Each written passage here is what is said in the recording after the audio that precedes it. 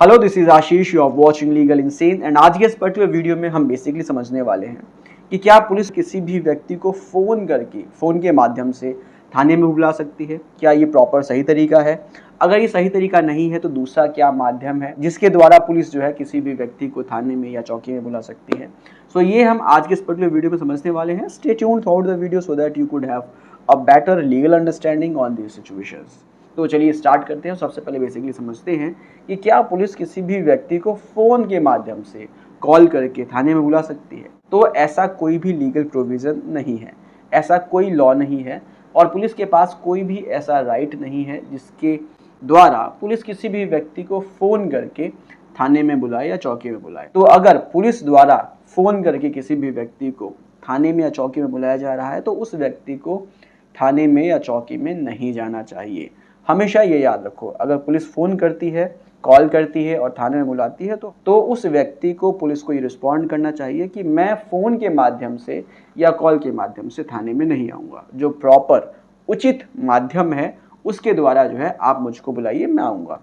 तो अब बेसिकली यहाँ पे समझते हैं कि प्रॉपर और उचित जो माध्यम है वो क्या है, किस तरह से पुलिस को किसी भी व्यक्ति को थाने में बुलाना चाहिए या चौकी में बुलाना चाहिए। तो बेसिकली यहाँ पर ये समझिए कि जब भी पुलिस ऑफिसर को किसी भी व्यक्ति को बुलाना होता है थाने में या चौकी में तो उसको नोटिस इशू करना पड़ता है। अब ये कौन कौन से नोटिस हैं जो पुलिस इशू कर सकती है किसी भी व्यक्ति को थाने में या चौकी में बुलाने के लिए, हम ये समझने वाले हैं।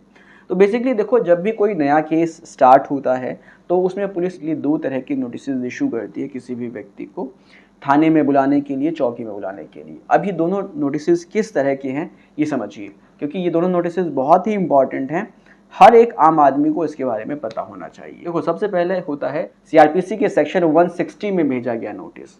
पुलिस को बेसिकली जब किसी भी व्यक्ति से पूछताछ करनी होती है या पुलिस को लगता है कि कोई व्यक्ति किसी केस के बारे में काफ़ी कुछ जानता है, उसके पास ऐसे फैक्ट्स हैं जिससे उस केस की इन्वेस्टिगेशन में काफ़ी हेल्प हो सकती है या पुलिस जो है अपने एविडेंसेस प्रिपेयर कर सकती है, अपने एविडेंसेस खोज सकती है, तो इस पर्टिकुलर सिचुएशन में पुलिस जो है 160 का नोटिस इशू करती है उस व्यक्ति को जिससे पूछताछ करने की ज़रूरत होती है पुलिस को। तो बेसिकली पुलिस जो है किसी भी व्यक्ति को जिसको वो अपने केस में विटनेस बनाना चाहती है या जिससे वो पूछताछ करना चाहती है, उसको वो सीआरपीसी के सेक्शन 160 में नोटिस इशू करती है। लेकिन यहाँ पर भी सीआरपीसी के सेक्शन 160 के नोटिस के बारे में कुछ इंपॉर्टेंट बातें जाननी ज़रूरी हैं, जो बहुत ही ज़्यादा इंपॉर्टेंट है।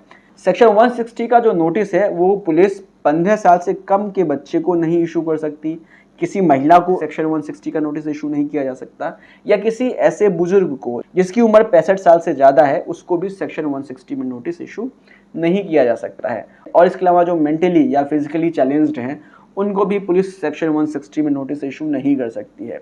इन सभी को छोड़कर बाकी और सभी लोगों को सेक्शन 160 में नोटिस इशू किया जा सकता है। और पुलिस को अगर तो इन लोगों से पूछताछ करने की ज़रूरत है, जो महिला हैं या बच्चे हैं, बुजुर्ग हैं या जो मेंटली या फिजिकली चैलेंज्ड हैं, इनसे अगर पूछताछ करना है तो पुलिस जो है प्रॉपर उनके घर पर जाकर ही पूछताछ करेगी या जहाँ पर वो रहते हैं वहाँ पर जाकर पुलिस जो है पूछताछ करेगी, उनको थाने में नहीं बुला सकती है।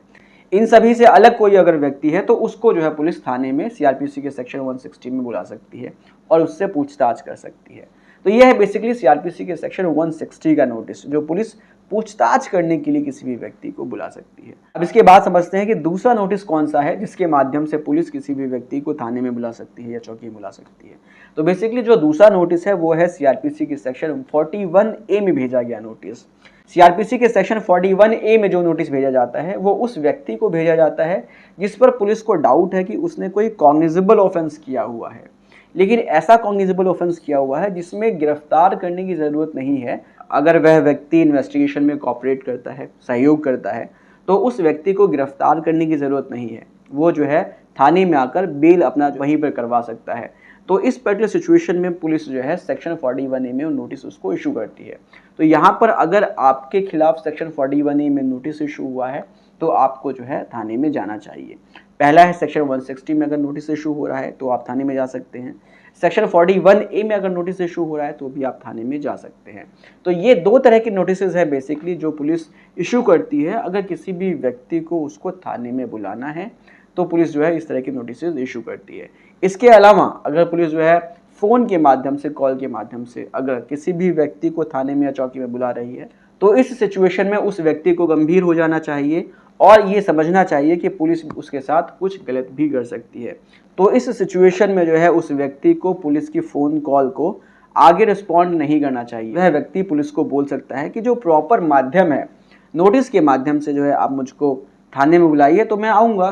तो इस पर्टिकुलर सिचुएशन में अगर पुलिस नोटिस इशू करती है तो जाना चाहिए, अदरवाइज नहीं जाना चाहिए। तो इस तरह से बेसिकली हर व्यक्ति को सचेत रहना चाहिए और जब नोटिस इशू हो तो ही जो है थाने में जाना चाहिए, अदरवाइज नहीं जाना चाहिए। आई होप आपको वीडियो इन्फॉर्मेटिव लगी होगी। मिलते हैं नेक्स्ट वीडियो में। Take care, bye bye.